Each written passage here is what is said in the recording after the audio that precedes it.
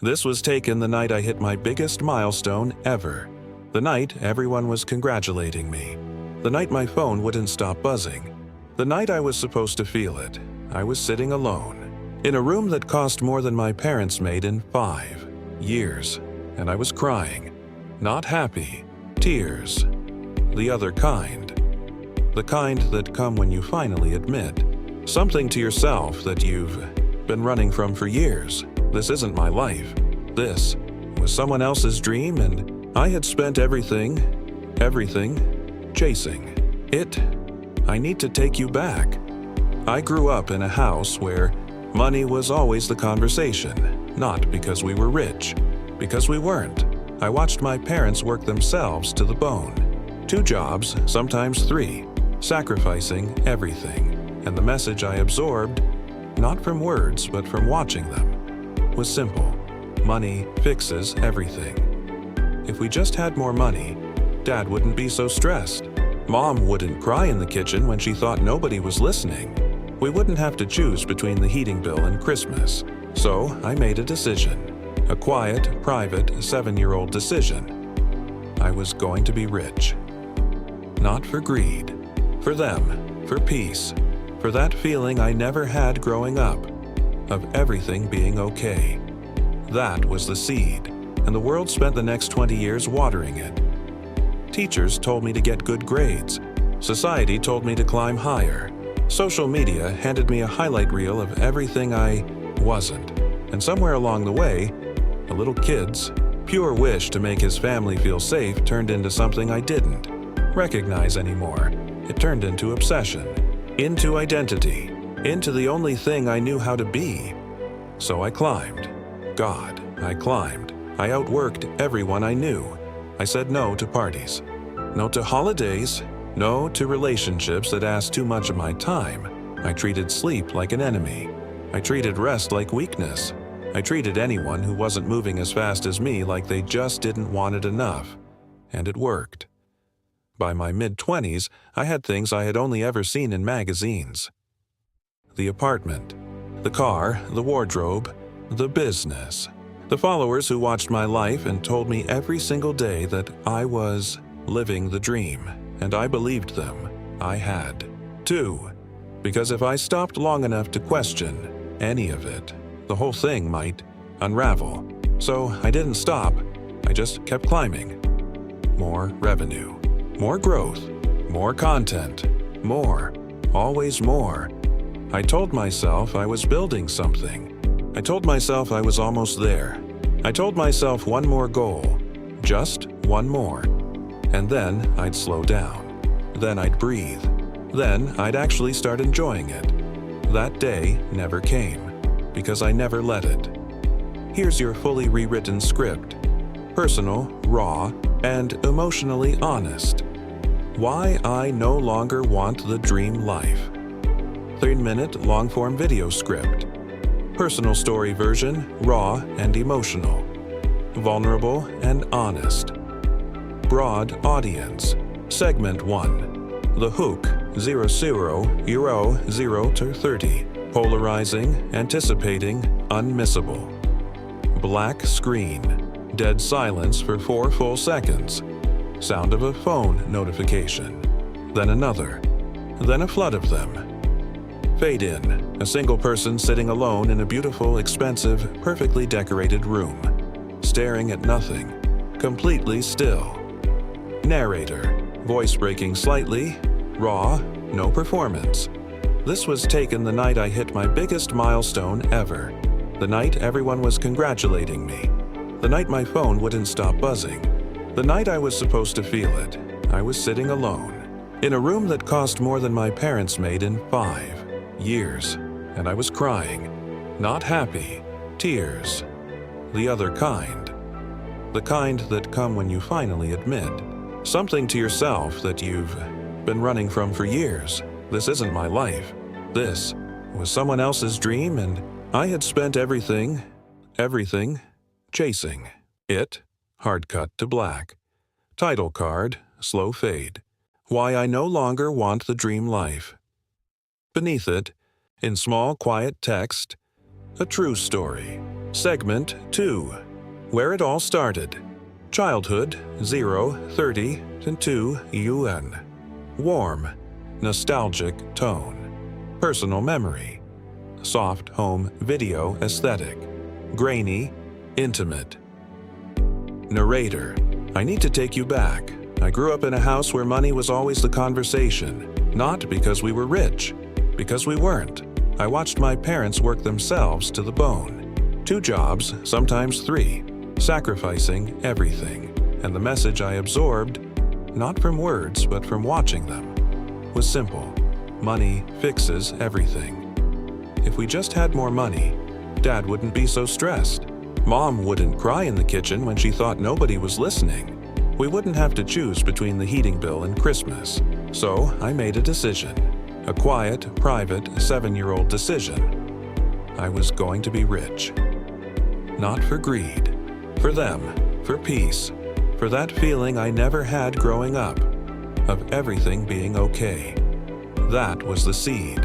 And the world spent the next 20 years watering it. Teachers told me to get good grades. Society told me to climb higher. Social media handed me a highlight reel of everything I wasn't. And somewhere along the way, a little kid's pure wish to make his family feel safe turned into something I didn't recognize anymore. It turned into obsession, into identity, into the only thing I knew how to be. Segment 3. The Climb. Building the Dream. 2 Taku 3:45. Tone shifts, driven, almost breathless pacing. Quick cuts, early morning alarms, late night screens, airport terminals, handshakes. Narrator. So I climbed. God. I climbed, I outworked everyone I knew. I said no to parties. No to holidays. No to relationships that asked too much of my time. I treated sleep like an enemy. I treated rest like weakness. I treated anyone who wasn't moving as fast as me like they just didn't want it enough. And it worked. By my mid-20s, I had things I had only ever seen in magazines. The apartment, the car, the wardrobe, the business. The followers who watched my life and told me every single day that I was living the dream, and I believed them. I had. 2. Because if I stopped long enough to question any of it, the whole thing might unravel. So I didn't stop, I just kept climbing. More revenue, more growth, more content, more, always more. I told myself I was building something. I told myself I was almost there. I told myself one more goal, just one more. And then I'd slow down. Then I'd breathe. Then I'd actually start enjoying it. That day never came, because I never let it. Segment 4. The moment everything cracked. 3:45 at 5:30. The emotional core. Raw, slow, painful. Single shot. Stillness, direct eye contact with camera. Narrator, slower now, almost confessional. I want to tell you about the moment, the specific moment, because I think a lot of you have had one. Or you're close to one, or you've been ignoring one for years. Mine happened on a Wednesday morning. I just closed the biggest deal of my life. Numbers I had written on a piece of paper years ago as some impossible fantasy. Achieved. Done. Real. My phone was full of congratulations. My team was celebrating. My social media was blowing up, and I walked into my bathroom, closed the door, looked in the mirror, and I didn't recognize the person looking back. Not physically. I mean, I looked at my eyes, and there was nothing there. No joy. No relief, no arrival, just empty. And in that silence, in that horrible, honest silence, a voice I had been drowning out for years finally got loud enough to hear. It said, "You are exhausted. You are lonely. You have not called your mother in 3 weeks. You cannot remember the last time you laughed, really laughed. You have been performing a life instead of living one. And nobody watching your content, nobody buying your products, nobody liking your photos knows that you come home to an empty apartment and feel absolutely nothing." I sat down on the bathroom floor and I cried harder than I had cried since I was a child. Not because things were falling apart, because they weren't. Everything was going perfectly, and I still felt completely, utterly, devastatingly empty. That was the day I knew. Something had gone very, very wrong. When I finally sat still long enough to look around, I took stock of what the dream had actually cost me. And I want to be honest with you, because nobody talks about this part. It cost me my friendships, real ones, the people who knew me before the following, before the money, before the brand. I had slowly, unconsciously replaced them with connections that were really just transactions wearing a smile. People who were in the room because of what I could do for them. And if I'm honest, I was there for the same reason. It cost me my relationship. Someone who loved me, genuinely, quietly, without any agenda. And I treated their need for my presence as an obstacle to my productivity. I told them I was building our future. What I was actually doing was choosing my ambition over them. Every single day, until they stopped waiting. It cost me my health. Not dramatically, quietly. The way damage always happens. Slowly and then suddenly. Anxiety that I called drive. Insomnia that I called dedication. Chest tightness that I called stress. A body that was sending me every signal it knew, and a mind that had learned to mute them all. And most painfully, it cost me my 20s. That decade. That specific, unrepeatable decade of being young and alive and free. I spent it optimizing. I spent it performing. I spent it in airports and boardrooms and comment sections, and I cannot get it back. Nobody tells you that part. Nobody puts that in the caption. Nobody builds a course on how to recover the years you gave to someone else's idea of success. Here's the part that took me the longest to admit, and I'm only telling you this because I think some of you need to hear it. I wasn't chasing the dream life because I wanted it. I was chasing it because I was terrified of stopping, because stopping meant feeling, and feeling meant facing. Things I had spent years burying under, goals and metrics and hustle. The grief I never processed. The childhood I never healed from.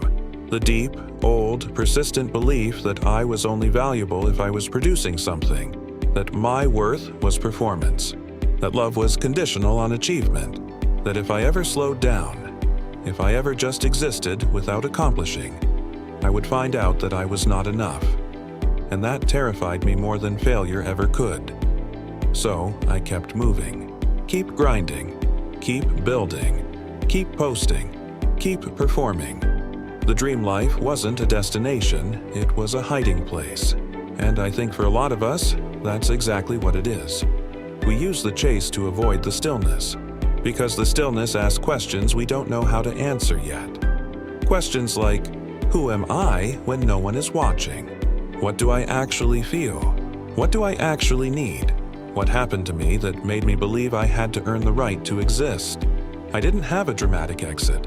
There was no viral post, no grand announcement, no burning it all down. I just stopped. I cleared my calendar. I turned off my notifications. I told the people who depended on me that I needed time, and I went somewhere quiet. And for the first time in almost a decade, I did nothing, and it was the most terrifying thing I had ever done. Because the noise stopped. And what was underneath the noise was me. Just me. Without the brand. Without the revenue. Without the following. Without any of the armor I had spent years building. Just a person. Tired, sad, a little lost. But real. For the first time in years, real. And in that quiet, I started to remember things I had forgotten. I remembered that I used to love reading. Not podcasts, not business books, actual stories. I remembered that I used to cook badly, joyfully, for no audience. I remembered that I had a sense of humor that wasn't content. I remembered that I missed my mother. I called her that day. We talked for 2 hours about nothing. It was the best conversation. I'd had in years, and it cost nothing, generated nothing, grew nothing, and it was everything. People ask me what I want now, and the answer is so small it almost embarrasses me to say it out loud. I want a life I don't need a vacation from. I want to wake up slowly, without an alarm, without immediately checking if the world still needs something from me. I want friendships where we show up for each other in the ordinary moments, not just the milestones. I want to do work that I would do even if no one ever saw it, because it matters, because it's mine, because it makes me feel human. I want to be present. That word that gets thrown around everywhere and practiced almost nowhere. Actually present at the dinner table, in the conversation, in my own body, in my own life. I want to stop measuring my days by what I produced and start measuring them by how they felt. I want to love people better. I want to be the person who shows up, who calls, who remembers, who stays. I want peace. Not the Instagram version of peace, the candles and the linen and the matcha.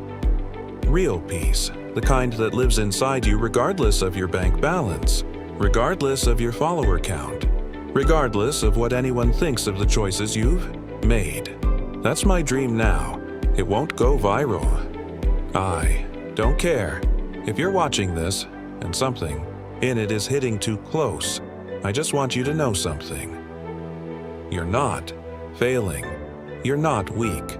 You're not ungrateful.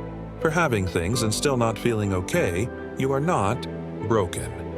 You are just someone who was handed a definition of a good life before you were old enough to write your own, and it takes courage.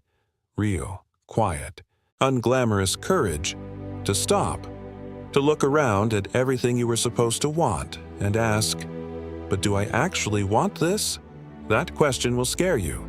Ask it anyway, because on the other side of that question, not immediately, not cleanly, not without grief, is something that might actually be yours.